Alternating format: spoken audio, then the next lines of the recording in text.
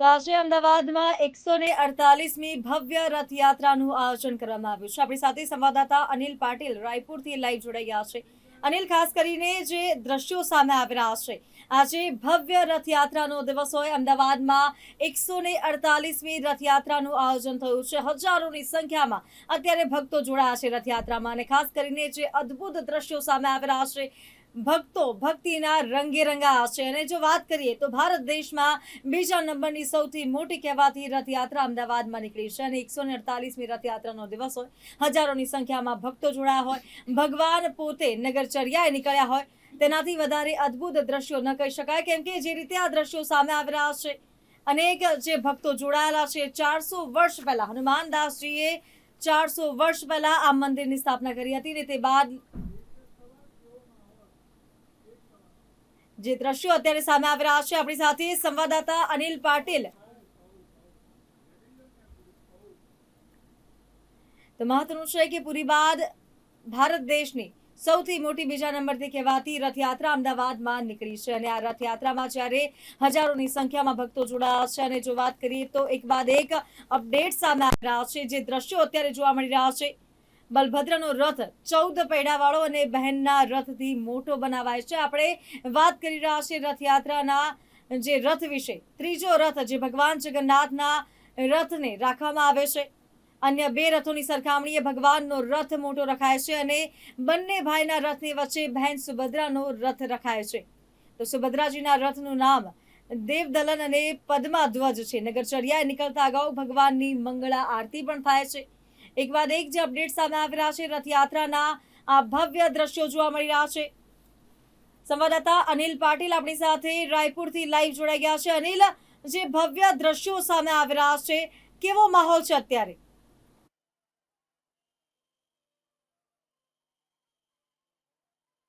અત્યારે આપણે રાયપુર અને ચકલેશ્વર મહાદેવ છીએ ત્યાં છીએ, અને તમે અત્યારે આ દ્રશ્યો જે જોઈ શકો છો કે અત્યારે જે ટ્રક છે 102 ટ્રકો અત્યારે હાલ જે રથયાત્રામાં જોડાય છે, ટ્રકોનો અત્યારે આખો કાફલો આવ્યો છે.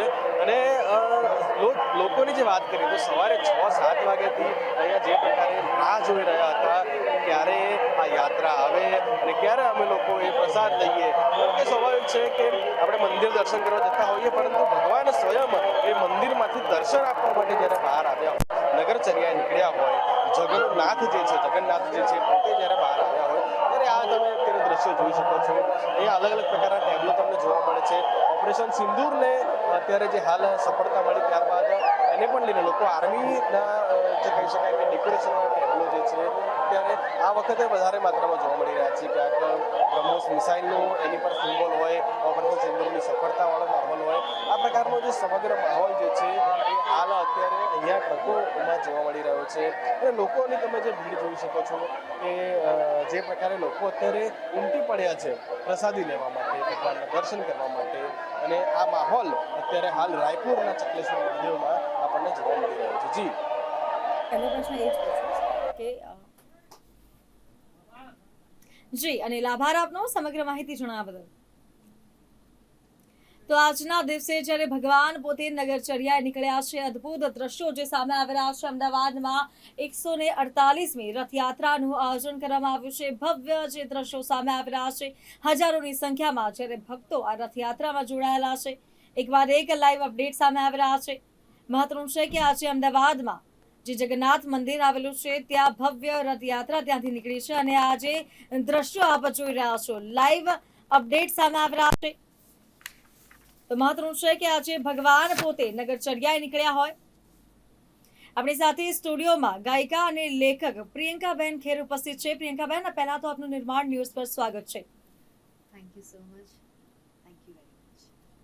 પ્રિયંકાબેન, ખાસ કરીને જ્યારે આજે ભગવાન જગન્નાથ પોતે નગરચર્યાએ નીકળ્યા હોય, અને એક ગાયિકા તરીકે ક્યાંક જો વાત કરતા હોઈએ તો ગાયક જે પોતાના ગીતો સ્વરૂપે ભગવાનને પ્રેમ વરસાવતા હોય છે, અને ભગવાનનો મહિમા વર્ણવતા હોય છે ગીતોમાં. આપની પહેલી પ્રતિક્રિયા? સૌથી પહેલાં તો રથયાત્રા નિમિત્તે આપ સર્વને ખૂબ ખૂબ શુભેચ્છાઓ. ભગવાન જગન્નાથના ચરણોમાં પ્રાર્થના કે આપ સર્વની મનોકામના પૂર્ણ કરે, અને એમનું મને ગમતું ગીત એનાથી હું શરૂઆત કરવા માંગીશ.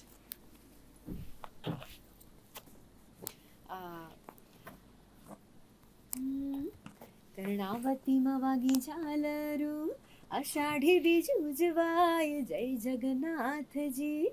રૂપ પકડે રથડે રે જગન્નાથ જોવા મળે, એવા રૂપ પકડે રથડે રે જગન્નાથ જોવા મળે. એ કર્ણાવતીમાં વાગી ઝાલરું, અષાઢી બીજ ઉજવાય, જય જગન્નાથજી.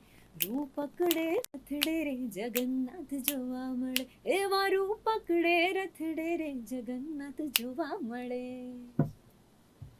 ખૂબ જ સુંદર પ્રિયંકાબેન. અને જે રીતે ભગવાનનો મહિમાની જો આપણે વાત કરીએ તો આજના દિવસે જે લોક ગાયક હોય છે, ગાયક કલાકાર હોય છે, અને ભગવાન માટે તેઓ પ્રેમ તેમની ભાષામાં વર્ણવતા હોય છે, ગીત સ્વરૂપે ભગવાન પર પ્રેમ વરસાવતા હોય છે, તેમની ભક્તિ દર્શાવતા હોય છે. તો આપ કઈ રીતે આપની ભક્તિ દર્શાવશો?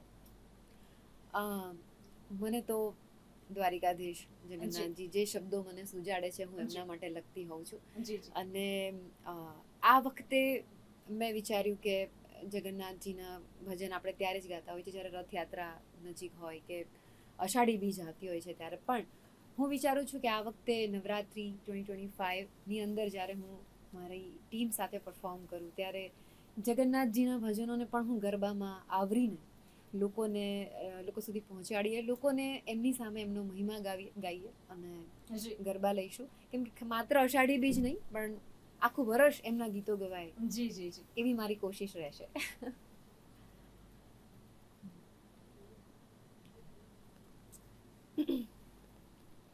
દેવ દ્વારિકા વાળા આ જે ગીત છે એ બધાને બહુ જ ગમ્યું છે અને હું એ ગાઈને એમનો મુરલી વાળા મોર પીછાડા કામણ ગારા કાન્હા, સોનાની નગરીના રાજા દેવ દ્વારિકા વાળા. મુરલી વાળા મોર પીછાડા કામણ ગારા કાન્હા, સોનાની નગરીના રાજા દેવ દ્વારિકા વાળા. ખૂબ જ સુંદર પ્રિયંકાબેન. અને જ્યારે જો વાત કરીએ કે આજે ભક્તો અલગ અલગ રીતે તેમનો પ્રેમ વરસાવી રહ્યા છે, તેમની ભક્તિ અલગ અલગ રીતે દર્શાવી રહ્યા છે. જો વાત કરીએ તો જે ભગવાનની રથયાત્રા નીકળી છે, મોટી સંખ્યામાં જ્યારે ભક્તો જોડાયા છે, દરેક ભક્તો કોઈક ગાઈને કે કોઈક ગરબા ગાવીને, મહત્વનું છે કે કોઈક પોતાના અખાડામાં કરતબ બતાવીને અલગ અલગ રીતે પોતાની ભક્તિ દર્શાવી રહ્યા છે. એક ગાયિકા તરીકે આપણે ગીત સ્વરૂપે આપની ભક્તિ દર્શાવીએ. અને જ્યારે વાત કરતા હોઈએ ભગવાન જગન્નાથની, તો રથયાત્રા જ્યારે નીકળી હોય અને રથયાત્રામાં જ્યારે જે ભવ્ય અત્યારે દ્રશ્યો સામે આવી રહ્યા છે, રથયાત્રાના દિવસે એક ગાયિકા તરીકે આપ શું કહેવા માંગશો? હું એટલું કહેવા માંગીશ કે આમ તો અષાઢી બીજ એ ઉજવાય છે આખા ભારતમાં, ગુજરાતમાં. અને જગન્નાથજી એમના પ્રત્યે ભક્તિ, એમના પ્રત્યે શ્રદ્ધા ધરાવતા લોકો આ રથયાત્રામાં ઉમટે છે. અને હું એ રથયાત્રાની અંદર હું જોઈન તો ના કરી શકી, પણ અહીંયા આવીને એમના ગીતો, એમના ભજનો ગાઈને હું અત્યારે એમની ભક્તિ કરી રહી છું એવું હું કહી શકું. અને શ્રોતાઓ સુધી હું પહોંચી રહી છું એમના ગીતો થકી. So yeah, thank you so much for that. જી. અને પ્રિયંકાબેન છે, ખાસ કરીને જો વાત કરીએ તો આજે જે દિવસ છે, આજનો પાવન પર્વ છે અને અલગ અલગ રીતે લોકો પોતાની ભક્તિ દર્શાવતા હોય છે. અને જે દ્રશ્યો અત્યારે સામે આવી રહ્યા છે, મંદિરમાં પણ ભવ્ય શણગાર કરવામાં આવ્યો છે અને જે રથને શણગારવામાં આવ્યા છે, ક્યાંક રથનો મહિમા પણ રહેલો છે. અને એક ગાયિકા તરીકે આપે તો ઘણા એવા ગીતો સાંભળ્યા પણ હશે કે જે ગીતો સ્વરૂપે મહિમા દર્શાવતા હોય છે અને ગીતોમાં આજના દિવસને વર્ણવતા હોય છે. તો ગીતોમાં આપ કઈ રીતે વર્ણવશો આજનો દિવસ? એવા વાયા ને વાદળ ઉમટ્યા, એવા વાયા ને વાદળ ઉમટ્યા, ગોકુળમાં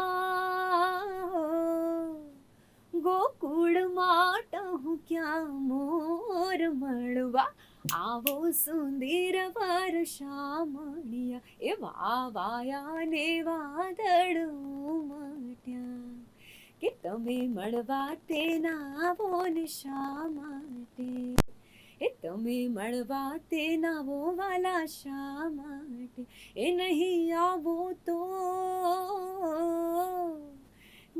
આવો તો નંદજીની આણ મળવા, આવો સુંદર વર્ષા મળ્યા, વાહ વાહ વાહ વાહ વાહ વાયાને વાદળ ઉમટ્યા.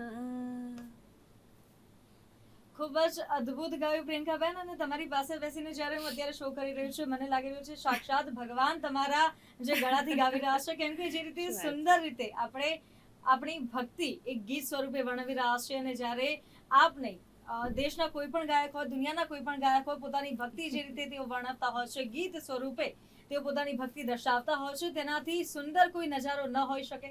અને જે રીતે મેં અત્યારે આપની ભક્તિ સાંભળી, આપ જે રીતે ગીત સ્વરૂપે જો વાત કરીએ તો પોતાની ભક્તિ દર્શાવી રહ્યા છો. અને આજનો જે મહિમા છે, ખાસ કરીને મહિમાની વાત કરીએ, ભગવાન જગન્નાથ કહો, દ્વારિકાધીશ કહો, કંઈ પણ કહો, ભગવાન કૃષ્ણ કહો, આજના દિવસે તમામ જે ભક્તો છે પોતાની ભક્તિ અલગ અલગ રીતે દર્શાવી રહ્યા છે. જો વાત કરીએ આપણે દ્વારકાધીશના ગીતની, આગળ આપણે પ્રિયંકાબેન તમે ગીત પણ એક ગાયું દ્વારકાધીશ માટે, અન્ય કોઈ ગીત આપ દ્વારકાધીશ માટે? ચોક્કસ. આ દ્વારિકાધીશ માટે મને બહુ જ પ્રેમ છે. હું કૃષ્ણ પ્રેમી છું અને મને એવું લાગે છે કે મારાથી જેટલા પણ કૃષ્ણ ભગવાન માટે શબ્દો લખાય છે એ મારો કૃષ્ણ ભાવ દર્શાવે છે. અને એ દ્વારિકાધીશ પોતે લખાવે છે. એટલે ગયા વર્ષે અમે લોકોએ મારા દ્વારિકાના નાથ રિલીઝ કરેલું અને જી. લોકોને બહુ જ પ્રેમ મળેલો. એટલે દ્વારિકાધીશે મને લખાવેલા શબ્દો હું ગાઈશ. જી. એ મારા દ્વારિકાના નાથ, મારા મુરલીવાળા કાન, તારા નામની રે ધૂન મન લાગી. એ તાળી વાગીને તારી ધૂન લાગી, એ કાના તાળી વાગીને તારી ધૂન લાગી. એ મારા દ્વારિકાના નાથ, મારા મુરલીવાળા કાન, તારા નામની રે ધૂન મન લાગી. એ તાળી વાગીને તારી ધૂન લાગી, એ કાના તાળી વાગીને તારી ધૂન લાગી. સોનાની નગરીનો થઈ બેઠો રાજા, દરિયાને કાંઠે દેવ ઊંચા દેવળ તારા. એ મારા દ્વારિકાના રાજા, મીઠી મીઠી નજર વાળા, તારા નામની રે ધૂન મન લાગી. એ તાળી વાગીને તારી ધૂન લાગી, એ વાલા તાળી વાગીને તારી ધૂન લાગી.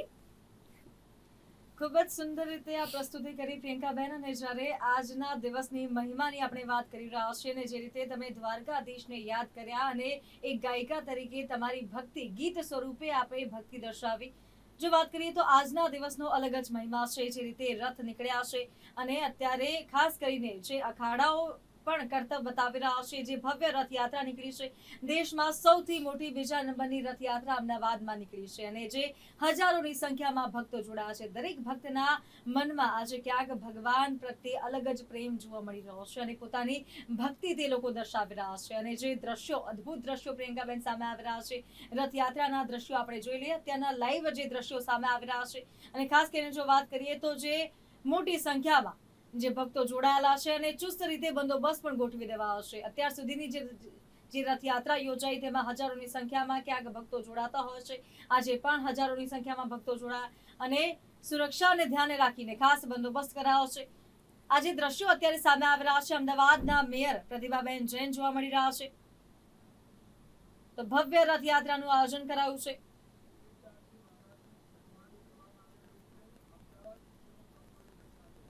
અમદાવાદ મ્યુનિસિપલ કોર્પોરેશન ખાતે દિલીપદાસજી મહારાજનું ભવ્ય સ્વાગત કરવામાં આવી રહ્યું છે. તમામ જે દ્રશ્યો સામે આવી રહ્યા છે, તો મોટી સંખ્યામાં અત્યારે જે આજે રથયાત્રાનો દિવસ હોય તેને ધ્યાને રાખીને ચુસ્ત પોલીસ બંદોબસ્ત પણ ગોઠવી દેવાયો છે.